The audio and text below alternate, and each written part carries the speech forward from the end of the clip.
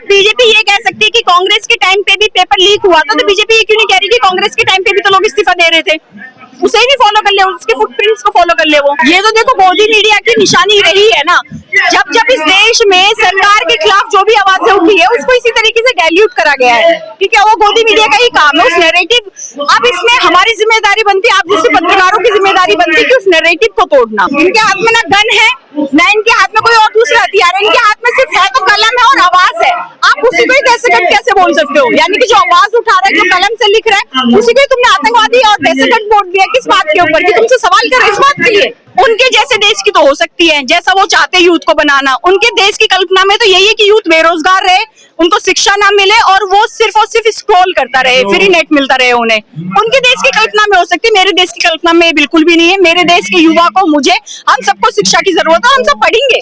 एक एग्जाम को कंडक्ट कराने में जो कि एजुकेशन मिनिस्ट्री का एक जितना बजट है उसका 3%, मतलब एक एग्जाम को कंडक्ट कराने में लोग पैसे खर्च कर देते हैं। ठीक है ना, सरकार का पैसा खर्च नहीं हो रहा, इसमें लोग पैसे खर्च कर रहे हैं कि वो किस तरीके से उनका आने का खर्चा, उनका जाने का खर्चा, रुकने का खर्चा, फॉर्म भरने का खर्चा, तैयारी करने का खर्चा, कोचिंग में पैसे देने का खर्चा, दिल्ली जैसे शहर में रुकने का खर्चा, वो सरकारी जो बजट है उससे भी दुगना तिगना पहुंच जाता है वो। ठीक है ना, वो ओवरऑल जितने बच्चे बैठते हैं, मोटा मोटा 2 लाख बच्चे एग्जाम के लिए बैठे हैं। उन 2 लाख बच्चों ने जो ट्रेवल करा है, जो 2 दिन पहले उस शहर में जाके रुके हैं, वो उनका खाना, उनके द्वारा से पढ़ाई, एनर्जी, उनका टाइम।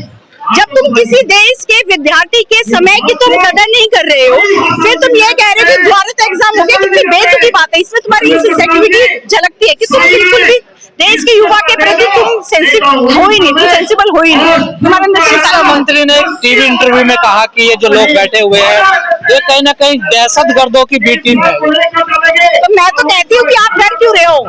आप आमने सामने आए हो ना, आप बात करो, इनसे वार्तालाप करो। इनके हाथ में ना गन है, ना इनके हाथ में कोई और दूसरा हथियार है, इनके हाथ में सिर्फ है तो कलम है और आवाज है। आप उसी को ही दहशतगर्द कैसे बोल सकते हो? यानी कि जो आवाज उठा रहा है, जो कलम से लिख रहा है, उसी को ही तुमने आतंकवादी और दहशतगर्द बोल दिया। किस बात के ऊपर? कि तुमसे सवाल कर रहे इस बात के लिए। तो क्या आप सवाल करना भी अपराध हो चला है देश में? वो तो यही कहना चाहते हैं, लेकिन हम इस बात से तो हम तो अड़े हुए ना कि हम तो सवाल कर रहे हैं। उनके इस बात के बयान के बाद भी हम आज यहाँ पे मौजूद है और वो तमाम साथी यहाँ पे आज मौजूद है। मैं पत्रकार हूँ और मैं सवाल कर रही हूँ लोगों से। आपको भी एंटी नेशनल कह दिया जाएगा? देखो, हमको तो कॉकरोच बोल दिया गया है और हमको तो हमेशा एंटी नेशनल गोदी मीडिया देख ही रही है ना। गोदी मीडिया को तोड़ने के लिए तो भी पहले ये एक इंडिपेंडेंट जर्नलिज्म खड़ा हुआ है ना लोगों का, इसीलिए तो हम ये सब कर रहे हैं। क्यों कर रहे हैं? तो क्या सरकार से सवाल करना है, बीजेपी से सवाल करना, ये देश विरोधी होता है? क्या देश के खिलाफ होता है? ये उनका नैरेटिव है, हमारा नैरेटिव नहीं है। ये उनका नैरेटिव है। एक संवैधानिक देश में अगर जनता अपने प्रतिनिधि से सवाल ही नहीं कर पाएगी तो किस तरह का संविधान है ये?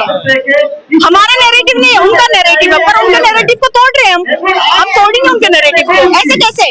क्या सिर्फ देश से बड़ा एक पार्टी होती है या देश की पार्टी से बड़ा भी एक नेता होता है? नहीं, देश बड़ा होता है और देश के लोग बड़े होते हैं। तो हम तो सवाल करेंगे और हम पूछेंगे उनसे सवाल। तो देश बीजेपी या सरकार नहीं है? नहीं, बिल्कुल भी नहीं है। देश जनता है, हम बना रहे हैं ना, वोट तो हम कर रहे हैं। We are the people of India, they are not. अगर वो इस तरीके की गतिविधियां हमारे लिए कह रहे हैं कि हम सवाल पूछ रहे हैं तो हम आतंकवादी हो गए। सवाल करना आतंकवादी की जा सकती है। उनके जैसे देश की तो हो सकती है जैसा वो चाहते यूथ को बनाना। उनके देश की कल्पना में तो यही है कि यूथ बेरोजगार रहे, उनको शिक्षा ना मिले और वो सिर्फ और सिर्फ स्क्रॉल करता रहे, फ्री नेट मिलता रहे उन्हें। उनके देश की कल्पना में हो सकती है, मेरे देश की कल्पना में बिल्कुल भी नहीं है। मेरे देश के युवा को, मुझे, हम सबको शिक्षा की जरूरत है, हम सब पढ़ेंगे। वो तो कहते हैं हम विश्वगुरु बन रहे हैं। देखिए, उनके विश्वगुरु में फिर 80 से ज्यादा पेपर कैसे लीक हो रहे हैं? कैसा विश्वगुरु है कि एक पेपर कंडक्ट नहीं करा पा रहा है? एक देश की इकोनॉमी को इतना बड़ा धक्का कैसे दे सकते हैं वो? एक पेपर कंडक्ट कराने में कितना रिसोर्सेज यूज होता है, कितनी इकोनॉमी यूज होती है, प्राइवेट भी और गवर्नमेंट भी। तुम देश की उस एक पेपर को तुम संभाल नहीं पा रहे, तुम लीक कराए जा रहे हो। तुम कैसे देश की विश्वगुरु? पुरानी सरकारों में भी तो होता था पेपर लीक। ये कैसा बहाना है कि संता भी चोर था, बनता भी चोर था, मैंने भी चोरी कर ली तो क्या हुआ यार? इसका मतलब ये कि तुम स्वीकार कर रहे थे तुम चोर थे।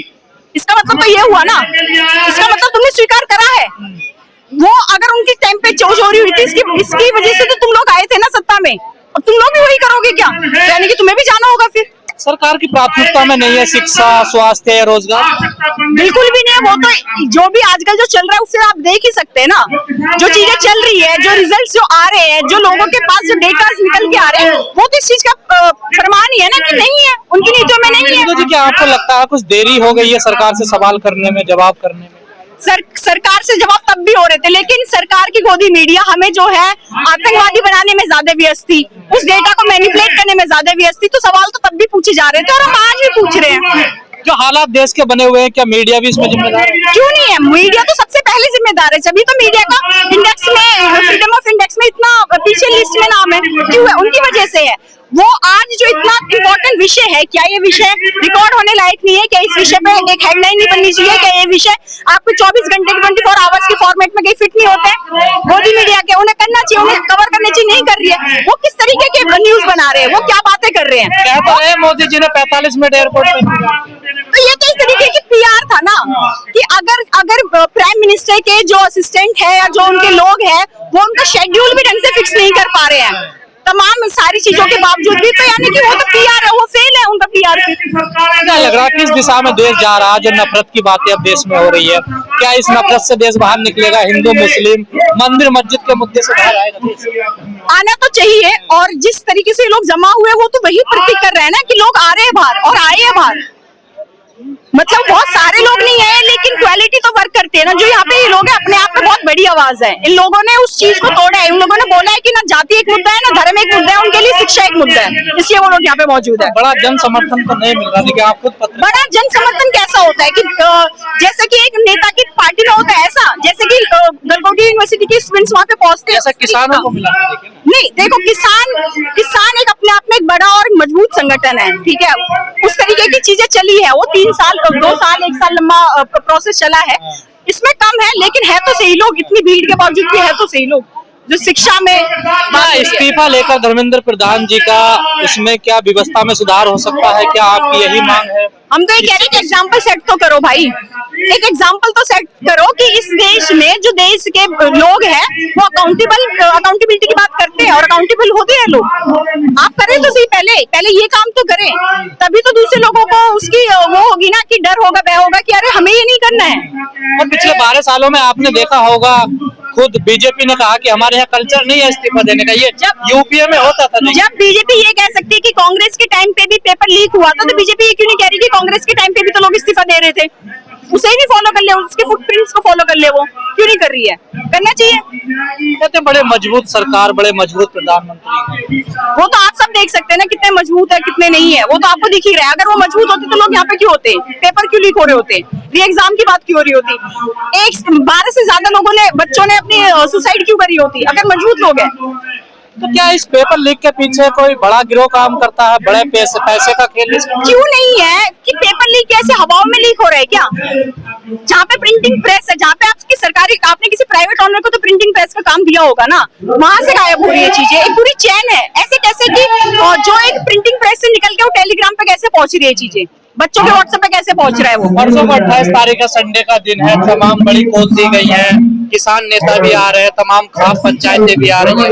क्या लग रहा है आपको, क्या कोई दबाव बनेगा सरकार पे? अभी तो आपका ही सवाल था कि लोग जन समर्थन कम दिख रहा है। अब 2 दिन बाद जब जन समर्थन की बात हो रही है तो उसका आप देखिए कि कुछ तो पॉजिटिव होगा ही ना, क्यों नहीं? एक प्रेशर है अपने आप में। कुछ वैसे लोग भी तो आ रहे हैं यहाँ पर, देखिए आपको हाँ बिल्कुल आ रहे हैं। एक तरीके का ना पत्रकारों के बीच में ही एक तरीके का ना मॉब लिंचिंग का कॉन्सेप्ट इंट्रोड्यूस हो चुका है कि जैसे हर्ष ने एक पत्रकार को इस तरीके से बोला कि कुछ लोग यहाँ पे आ चुके हैं, तो फिर हर्ष के साथ भी उसी तरीके की चीजें हुई। उसके बाद जो कुछ अम्बेडकर कंटेंट क्रिएटर्स हैं, जैसे एक बच्ची थी उसके पिताजी को हार्म करा गया, उनको टाके आए हैं, तो ये एक तरीके का एक कॉन्फ्लिक्ट भी तो हो चुका है कि जहाँ पे 2 विचारधाराएं आमने सामने खड़ी है, जिसको जहाँ मौका मिल रहा है उसकी मॉब लिंचिंग करने को तैयार है।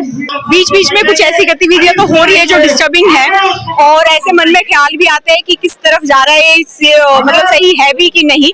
लेकिन जब इस भीड़ को देखते हैं, जब ऐसे कुछ लोगों को देखते हैं, जैसे कि वहाँ पे एक सर बैठे हुए हैं जो अनशन पे है, जो मतलब कुछ खा नहीं रहे हैं, ठीक है, जो सिर्फ पानी पी रहे हैं, तो ऐसे लोगों को देख के समझ आता है कि मतलब जो निस्वार्थ भाव से सिर्फ एक ही बात को रखे हुए, तो उन्होंने इस पूरे आंदोलन की जो खूबसूरती उसको ना बढ़ाया हुआ, उसको पकड़ा हुआ है, वो एक जमीनी मुद्दे को पकड़ा हुआ है और उस पर काम हो रहा है। तो ये देख अपने आप में बड़े खूबसूरत है देखना। ये भीड़ आप देख सकते हैं कि इतना टेम्परेचर हाई है, ठीक है, जिसके बावजूद भी लोग लगातार यहाँ पे, एक माताजी आई हुई है अपने बच्चों को लेके, उनकी बच्चियां तो छोटी है, फरीदाबाद से आई है, संडे है, सिर्फ इसलिए आई है कि वो अपने बच्चों को यहाँ पे मतलब उस प्रोटेस्ट का हिस्सा बना सके और वो भी उस प्रोटेस्ट में जुड़ सके। तो ऐसे तमाम साथी, ऐसे तमाम दोस्त, ऐसे तमाम लोग जो शहर के अलग अलग कोने से आ रहे हैं, वो सिर्फ इस उम्मीद से आ रहे हैं कि कुछ तो हो रहा है, उन्हें कुछ तो उम्मीद है कि कुछ हो रहा है। पिछले कुछ दिनों से देखा जा रहा कोई भी आंदोलन होता है उसको बदनाम करने की कोशिश। ये तो देखो मोदी मीडिया की निशानी रही है ना,